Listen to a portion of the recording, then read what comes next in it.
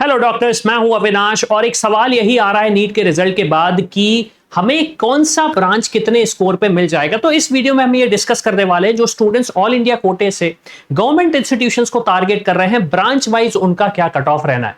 अब देखिए, मैं आपको एक चीज ये बताना चाहता हूं, पीजी की अगर मैं बात करूं तो कंपटीशन काफी टफ रहता है, रूल्स एंड रेगुलेशन फॉलो करना बहुत ज्यादा जरूरी होता है, स्पेशली उन स्टूडेंट्स को या फिर मैं उन डॉक्टर्स को बोलूंगा जो एक वर्किंग प्रोफेशनल होते हैं, उनके पास इतना ज्यादा टाइम नहीं रहता रिसर्च करने का। तो आपको रूल्स एंड रेगुलेशन फॉलो करके सही डिसीजन लेना पड़ेगा, अदरवाइज फिर आपका सीधा सीधा एक साल ही वेस्ट होता है। इसमें हमारी टीम आपको जरूर हेल्प कर सकती है। डिस्क्रिप्शन में आपको डिटेल्स मिल जाएंगे, फॉर्म फिल कर दीजिएगा अगर आपको लगता है कि आपको पेड सपोर्ट की जरूरत पड़ती है। तो अब अगर मैं कट ऑफ का डिस्कशन करूं तो यहां पे हमने एक जनरलाइज कट ऑफ का डिस्कशन हम कर रहे हैं, branch wise and category wise. अब यहां पे अगर आप देखेंगे, जैसे रेडियो की अगर मैं बात करूं, रेडियो एक ऐसी ब्रांच है जिसपे काफी सारे स्टूडेंट्स का हमेशा से इंटरेस्ट रहता है। और अगर हम कट ऑफ का एनालिसिस देखें तो आप देखेंगे जनरल कैटेगरी के लिए 3,500, फिर 4400 ओबीसी कैटेगरी, 6400 ईडब्ल्यूएस, 14,000 आपका एससी कैटेगरी, एसटी कैटेगरी के लिए 20,000। अगर आपका ये स्कोर आता है तो इसमें आप समझ सकते हैं कि आपका ये एक तरीके से सेफ रैंक है जिसके बेसिस पे आपको एक इंस्टीट्यूशन अलॉट हो जाएगा ऑल इंडिया कोटे से। लेकिन यहां पे एक सबसे इंपॉर्टेंट चीज जो हमें समझना है वो काउंसलिंग के रूल्स एंड रेगुलेशन है। सबसे पहले तो आप देख लीजिए जो कट ऑफ है, कट ऑफ का एनालिसिस के बेसिस पे जब हमने एनालाइज किया, जब हम इसे एनालाइज कर रहे थे तो हमने काफी टाइम पे देखा है कि किसी स्पेसिफिक ब्रांच में अगर मान लीजिए कॉलेज आपको 5,000 पे अलॉट हो रहा है, कॉलेज अगर 5,000 पे अलॉट हो रहा है तो इसका मतलब ये नहीं कि आपको 5,000 पे ही अलॉट हो जाएगा। क्यों? क्योंकि राउंड 1 में आपको सबसे ज्यादा सीट्स फिल हो जाती हैं, राउंड 2 में कम बचती है, फिर राउंड 3 में और कम बचती हैं, और सबसे कठिन राउंड होते हैं स्ट्रे वैकेंसी राउंड।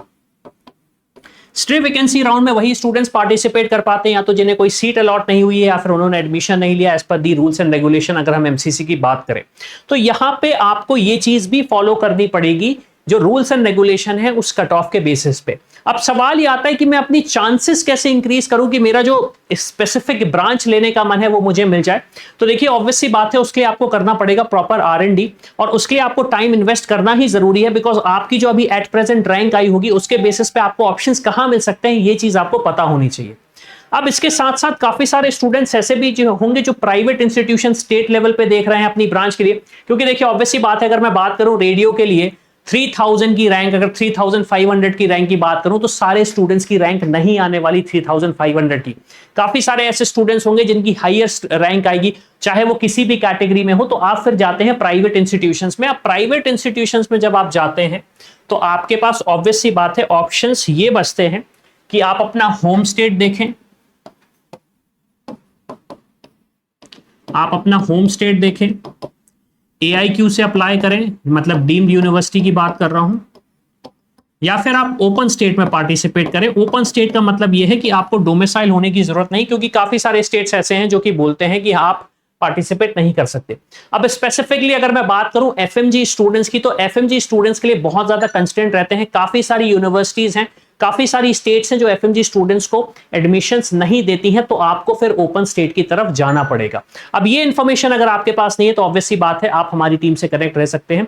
और अगर आप चाहते हैं कि आपके पास जो बजट है, आपके जो मेरिट है, उस पर बेस्ट से बेस्ट ऑप्शन आपको अलॉट हो जाए, तो आप हमारी टीम के रीच आउट कर सकते हैं। डिस्क्रिप्शन में डिटेल्स होंगे, आप वो फॉर्म फिल कर दीजिए और टीम से डिस्कस करिए। तो इसी के साथ मैं हूं अविनाश, मेरा काम है रास्ता दिखाना, स्पेशल के अच्छा डॉक्टर बनना आपका। I hope you like this video. For more such videos, keep watching our channel and do not forget to like, share and subscribe.